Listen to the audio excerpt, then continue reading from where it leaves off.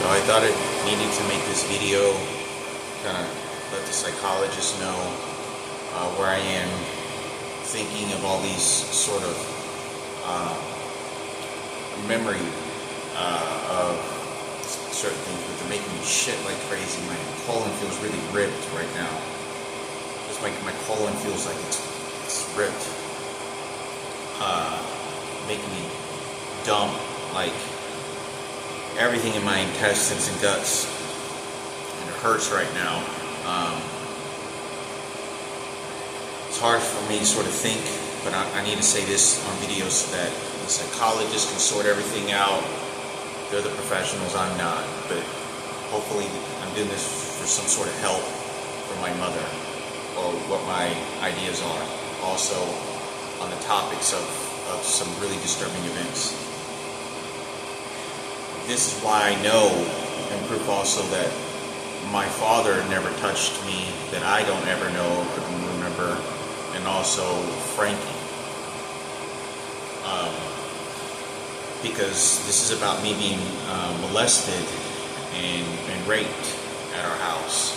I got fondled and raped slightly at my house. I talked about it in front of the couch when I was a little kid and my dad was in his room. And I talked about this guy like fondled me and then raped me, like penetrated me. From what I can remember, I don't know if he fully penetrated or something scared him to stop, but that was what he was trying to do. And this is when I went to my dad's room and told him what was going on. My dad said, "I want that guy to leave."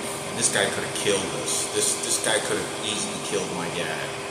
And he literally was walking toward my brother's room one day, and I talked about this, that Yaya or Jacobo or whatever his name was, he ultimately died of cancer, throat cancer. That's what my mother told me.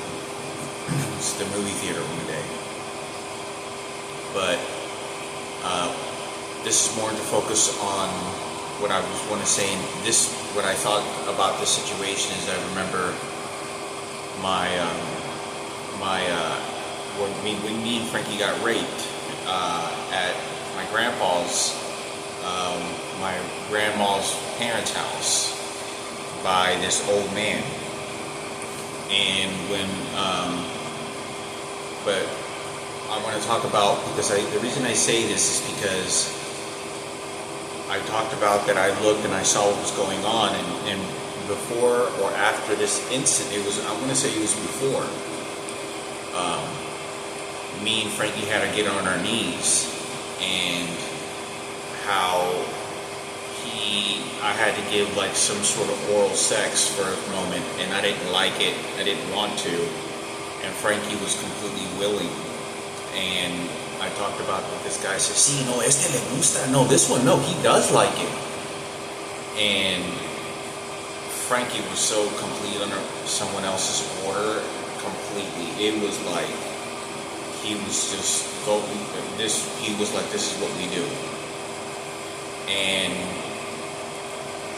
when this incident happened, I talked about then, this is when this guy took it a step further, and this is when I saw both of them doing an orgy on Frankie.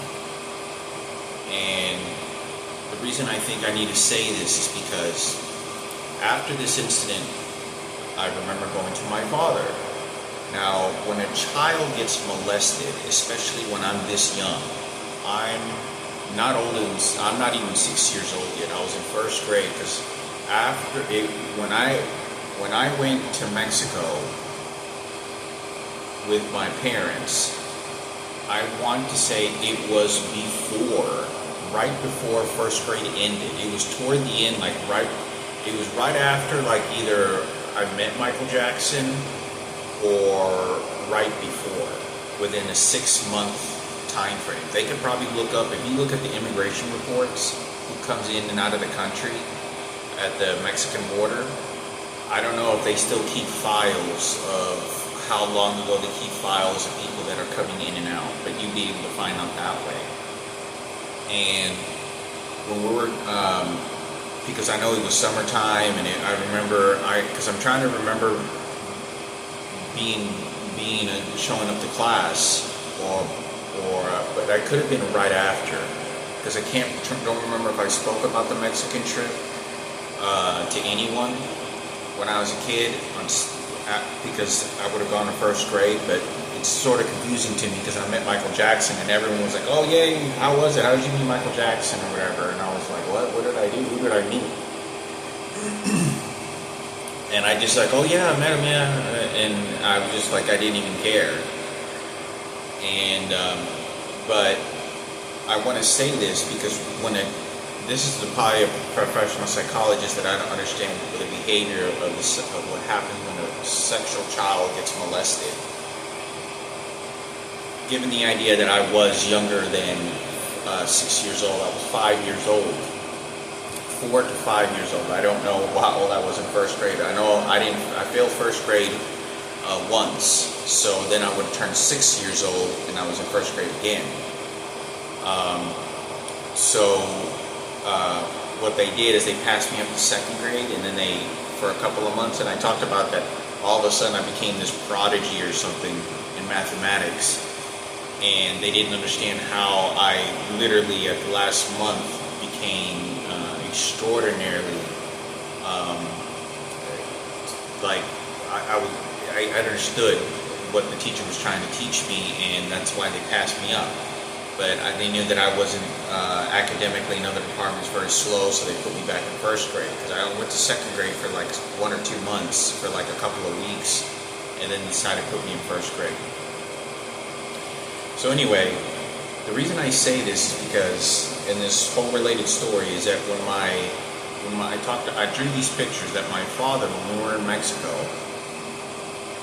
I was in the backyard, and my dad told me, come here, and he was squatting down, and he kind of just held me like this, kind of squatted and just kind of like this, and he was up against the wall, and he was just kind of holding me like he was kind of protecting me, and he was looking over at this old man, and he was talking to him, and he goes, oh yeah, and he was talking to him. So this old man, unfortunately, this guy hung himself, he killed himself. I talked about this already before, but what I'm kind of trying to get in the discussion is that could have I tried to behave or do the same mimicking behavior than to my father? And then this is what woke up my father. He said, wait a minute, what are you doing, kid? Like, hey, son, what do you do? Because he would have noticed. And this is why I say this, because I don't know if you can look at my mouth, in the internal part of my mouth. I don't know if my mother, because I talked about, my mother knew this happened to us, because I took a blood bath with Frankie, and I talked about that we were in this tub full of blood, and after being raped, and my mother was so much in distress and panicking. So this is why I know that my father, he never did anything to me, and I don't believe he ever did anything to Frankie. But it's not to say that as horrible as a monster as any human being can be, maybe he just did it once or twice. I'm not saying that, but I feel very confident, and he was my father. I know he did it with me. Sometimes I get these images sort of images of my father, but I remember him spanking Frankie in his room a couple of times, and like he did me in the living room when we would misbehave, especially since when my dad got really disturbed when somebody would disturb him in his sleep, because my father had insomnia. He had the worst sleep ever that I'd ever known, and he was our father. He tried to show us what was right and wrong. So the body movement and all this is sort of similar to maybe someone that would be doing sexual actions toward a child. But I never caught or saw anything, and that's why I believe that I need to see more evidence that my father never did anything we don't know about. Because he was protecting me when this whole situation happened, and not just more than once, but twice, because this guy showed up in Mexico to our house after that incident happened. But my father didn't know that it was Tiaya as well. He thought it was just the old man. And he didn't know this other guy had done something to him, but he didn't want to take a chance. And this is like when my mom was like, my dad's like, we gotta, this is not a safe, place that we gotta get the kids to get out of here. And this is where I talk about my mother ended up being raped. Because then everyone in the neighborhood finds out, oh, okay, there's this young woman over there with an old man. She's from Mexico. And so they see these kids, and then rumor gets around, and they point out the house, and they go after my mother, and then she was raped. And this is how Julian's biological father lives actually in Mexico.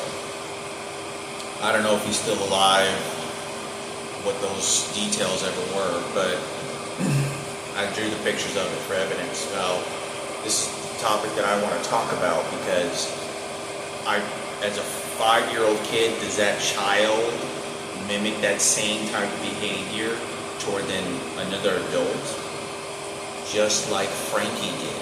And I was there with Frankie when he was doing this, because the time between that Mexican incident and me being raped at my grandpa's house with Frankie and my uncle, that was before Mexico. That was before the Mexican trip. That was before we went to Mexico for sure. Because I wasn't even in kindergarten. I wasn't even in first grade yet. I was about 4. I wasn't older than 4 years, because I was 5 years old when I was in first grade. And it was before I entered first grade when this incident happened. And I had to been at least just turned 5, or I was 4 years old, because I don't even remember being in kindergarten. I don't even want to say I was either 5 years old, but I don't know if it was summertime that we went to my uncle's house and this happened. But like I said, it was before that for sure. And meeting Michael Jackson and his family, it was before that, and it was right before or right after also when Miguel raped Frankie.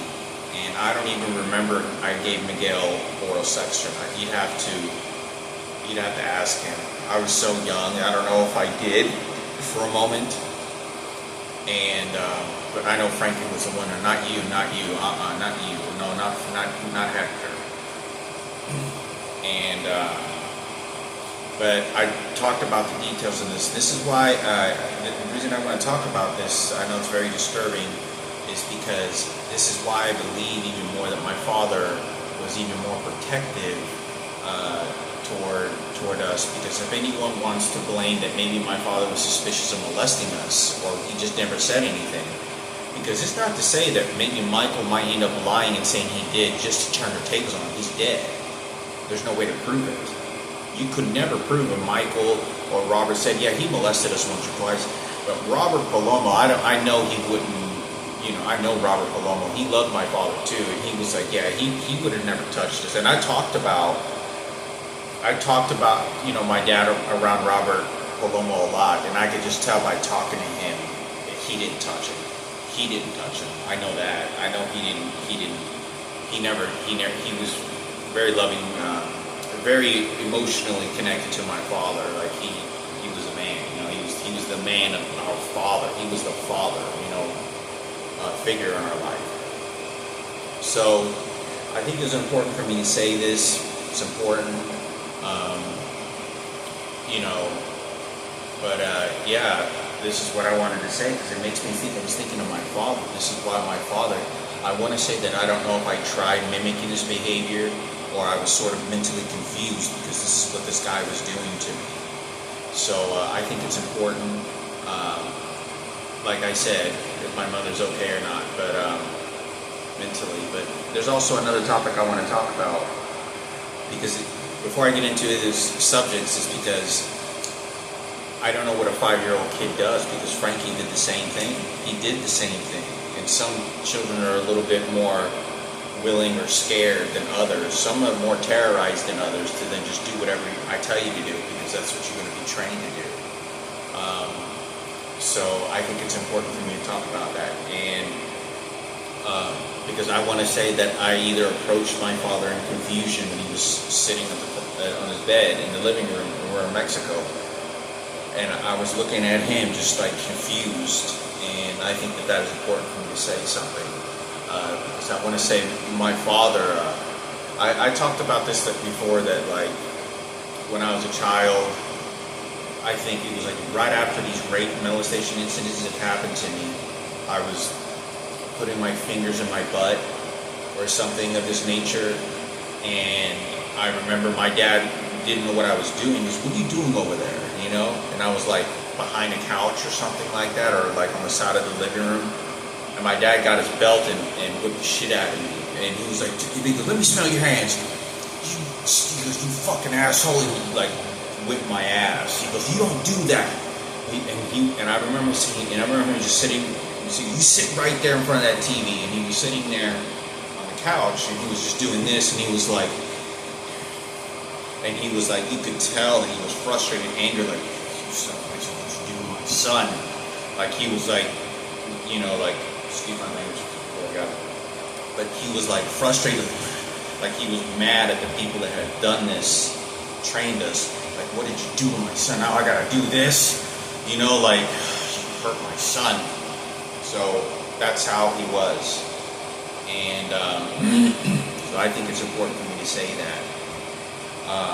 And my father would do that. He on a few occasions, and this is not the sexual molestation that ends up happening, because you don't know what feels good, what you like, what you're supposed to do, to what you're being ordered to do. So as a child at 5 years old, not even 4 years old, you know, I don't think, you know, even if my father was gay and was willing to be bisexual in order to survive, he wouldn't have hit me with a belt, and he wouldn't have done the things that he did. That isn't the role model of a child molester at all. So anyway, and I talked about my dad bought me my first Playboy. I still remember some of the girls in the Playboy. You know, when my dad was trying to teach me what sex was, showing me these beautiful girls in the Playboy, and what's a good looking girl, and look at that one looks good, and that one looks, you know, whatever. He'd say, "Oh, look at her tits," you know, and look at that right there. He was like, "Oh, that one's a pretty one." And I was like, "Oh, wow." So that's what my father would do. You know, he bought me my first Playboy when I was like, I think I was 7. I was about 7 years old when he bought me my first Playboy. He bought me a couple magazines. But I think that he also bought those because he sort of wanted to guide me in the right direction, you know, in that life, because he knew what had happened to me. And he knew that it had happened to my brother, and he gave it to me and my brother as well. I mean, when he gave me that, when I went with him, he goes, "Here, I want you to buy it," because I want to say Frankie might have gotten a Playboy with my dad by himself. Like, my dad then took him to go get a Playboy. And this is my dad's roles of how he didn't want his sons to follow in the footsteps what a rapist did to us. Especially Frankie, because he knew Frankie got the worst of it. But that's what I want to make a discussion about. The other thing I wanted to talk about, because I want to say, before I keep thinking that I was either trying to mock something in front of, like that behavior in front of my father when I was in Mexico, right when it happened. My father was looking down at me, and he goes, and he looked at me kind of like he knew something was wrong, someone did something to me. And, you know, at 5 years old, you're very likely, as an adult who's protective, would have been able to indicate that at a very early age. For parents that are protective and know that that's happened before, professionals, they can be able to dissect that information I'm sharing. The other thing I want to talk about that's very disturbing as well is the idea of my mother. Now, I talked about this murder attempt that happened to me. 3 guys beat me up. I was covered in blood, showed up on my mother's front doorstep, and my mother saw me. Now, I was thinking of something. Now, I don't know, may not have any attachments to it. Now, keep that in mind, okay? That happened to me when I was 31. Now, when I was 19, I was 18 years old. It was when I was working for a Cellstar company. It was a phone company.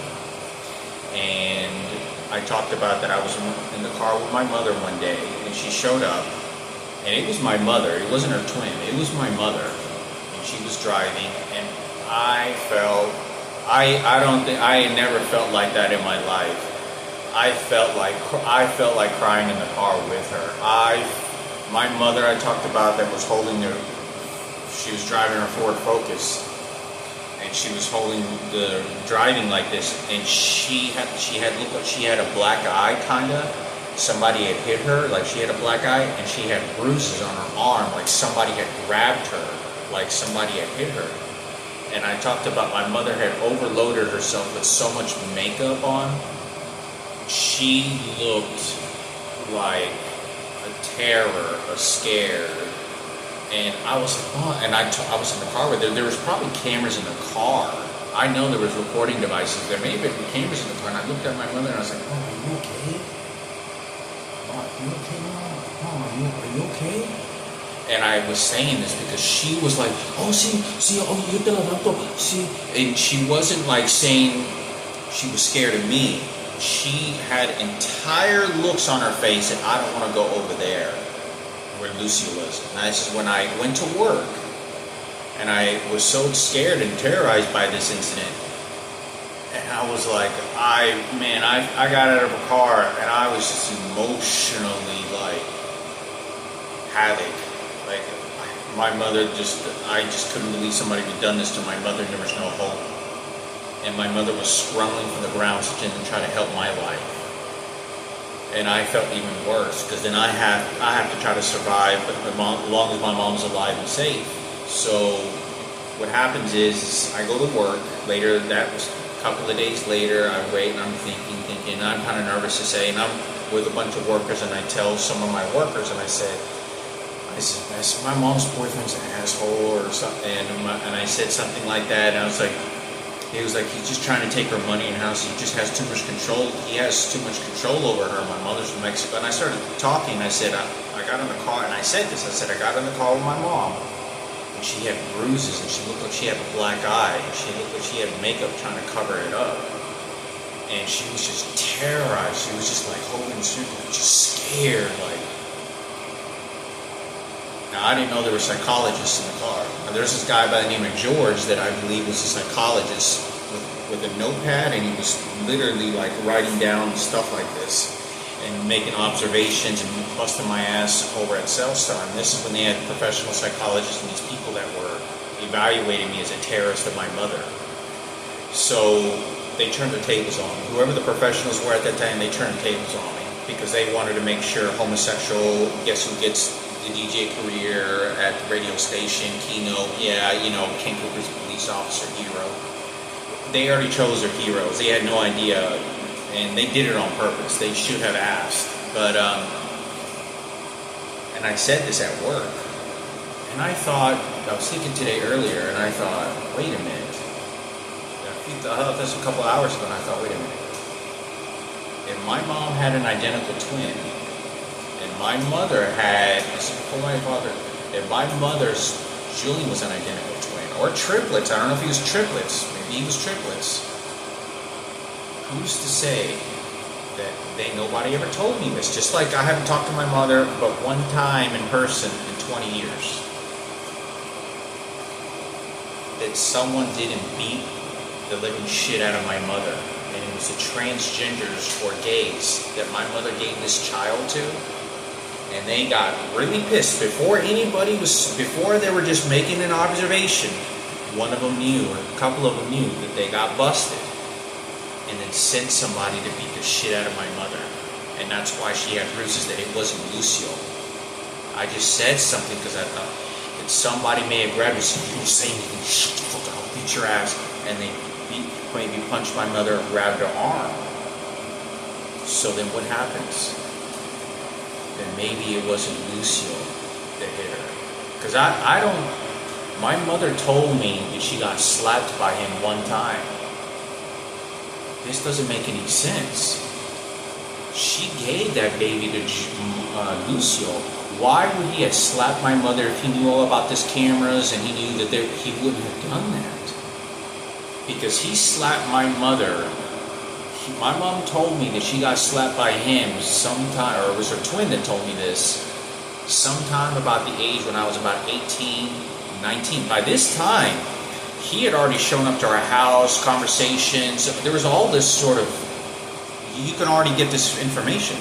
He wouldn't have slapped my mother because he would have known that there's TV at the house, cameras. He would have known. He wouldn't have done that. So it must have been some of the parents of Julian's side, these identical twins, because they got so pissed off that they sent somebody to go after my mother. It was one of them that may have not only beat my mother, who's to know that they didn't do it twice? They just never let me see my mother or talk to her again. That they beat the shit out of my mother. Like they were kicking her and beating her, like they mimicked the behavior at the cemetery when they beat the shit out of me over at the cemetery. They just didn't let me talk or see my mother because it was under investigation. Because of twins. Because the transgender stole the baby, the gay stole the baby, and they wanted to say, no, you're going to report us, now we're going to take your life. And now we're going to show you who's boss. Now, this is why I talk about. So hopefully this information resonates to the professionals. And I also want to say, that's what I wanted to say about this. There was something else I wanted to say that was going through my mind about this situation. I think it's possible that my mother got beat up by one of these transgenders. Or one of these gay. I don't think he was a gay man. I mean, if it was maybe a Smiter, I don't think it was. I believe it was either a lesbian, very unlikely in my department, it was a transgender. Because of my mother's two children, Julian's identical twin, and there was a third one, where did these childs go? Is it very likely that any of these could have gone to a transgender? Yeah. And they're more violent, because look at the way Patricia was behaving. I've been around transgenders that are violent. And so I think it's important, because you know how this all links to? How is it that Lupa is connected to Patricia? Who is to say that nobody went after Patricia? These transgenders got so pissed off that you took their child away from them, even if they did it wrongfully and used my mother nothing more than a baking oven, raped her, sold her for sex, did all these horrors, stole the money, beat her, that they didn't get Patricia and then trained her to come over toward me and the groups of homosexuality and transgenders. And when they did that, that's when they went after me. Now I'm going to kill Hector because you went after us. We're going to use the corrupt the police department now. That's why. It's a possibility. It runs through my mind to think that could have been a possibility. And I wanted to brainstorm this conversation, just kind of flowing through the thoughts of ideas that could have happened. Obviously, all information has already been discovered, but whatever it is that you can dissect and understand and whatever, you can split up and verify. Because if you know everything that's going on and I don't, and I'm just blabbing off stuff, you're easily able to say whether I'm saying the truth or not. You're easily able to say, okay, this happened, no, this person did this, no, this person did that. There's no way. You'd have to know all this information. You could easily document this you could have somebody as a writer, like people write books, just typing in information and be like, okay, well, we know that this happened, this, and this is what Hector's saying. Let's go see and find out this. Now let's test Hector with this, and we'll make an observation. Or let's test Julian with this to see if he knew about the twin, or he knew about this and this and this. Because I know they went after my biological father, Hector. When I talk about let's kill Hector, no, they're talking about me. Because Julian got taken away from that relationship with the transgenders or whatever that family was that had stolen Julian to begin with. Because then, in my opinion, I think Lucio, from the beginning, I think that he would have tried to save his own ass, in my opinion. I think he would have tried to save his own ass and would have been like, no, fuck that, I'm not going to go down. That's what I think would have happened. And because I talked about this one day. We moved into our house, we were 18 years old. And Marco was just a little blue baby. He was like 3 months, before he moved out, before everyone in the house moved out. Or they did, the family. Marco's twin wasn't there. And Marco was running in the front yard, and all of a sudden, came into the house. An hour later, there's a police officer shows up knocking on the door.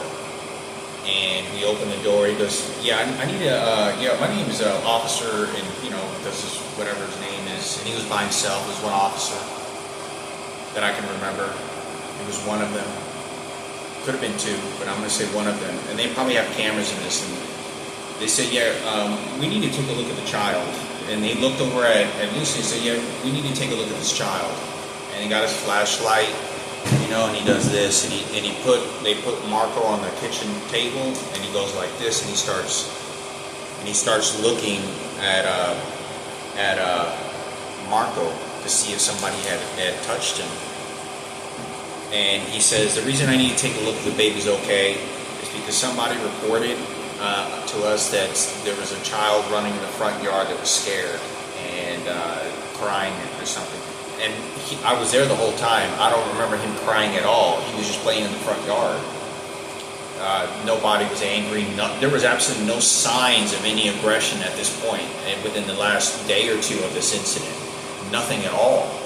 But I know that they were in the kitchen, and what Lucio did when he looked at the police officer, he tried to turn the tables on me, and he goes, "Yeah, it's just, I'm sorry that you were called. It's just, there's some people out here, that there's some people here that what they do is they just, they're not very good people here." And I was standing right there in my room with the door open watching them. And he was turning the tables, the police officer on me, and I got real pissed off. I didn't say anything, but he literally turned the tables on me, trying to use the police on me. And the police officer didn't really think of anything, and he just kind of looked over at me, but I could tell that he was just kind of like I'm not exactly going to trust this person. But he didn't trust the entire environment. But I saw how he tried to use a police officer against me because he was getting busted. By this time, he knows he's busted. He knows what's going on. He knows all the details. And I don't know who it was. We thought it was Rosie. My mom remember saying, "I think he went out Rosie." You understand, we've known Rosie this whole time, which is so weird and confusing to me. And I remember Lucius thinking that it was Rosie that did it, or the people right across the street next door to Rosie. So anyway, I thought I'd make a video of this and talk about this. But it disturbs me if somebody did beat the shit out of my mother and they just never told me because they didn't know who was watching, investigating what. When you try to take someone's child away and you do that to them, what do you think they're going to retaliate against with? Because I can't tell you what Miguel and Diana did for 10 fucking years to my mother and to Frankie. I can't even explain that how they started abusing my sister, hitting her in front of my mother to keep her quiet because guess what, 2 houses down it needs to get away with it. Because then I'm going to go send people to go after your mother. And that's why. In the Bible, it says, and I remember my friend telling me this, he says that the devil and evil tends to want to target the very top of the pyramid of the strength of a home. Because when you knock down the father or you go after the mother, everything else below crumbles down.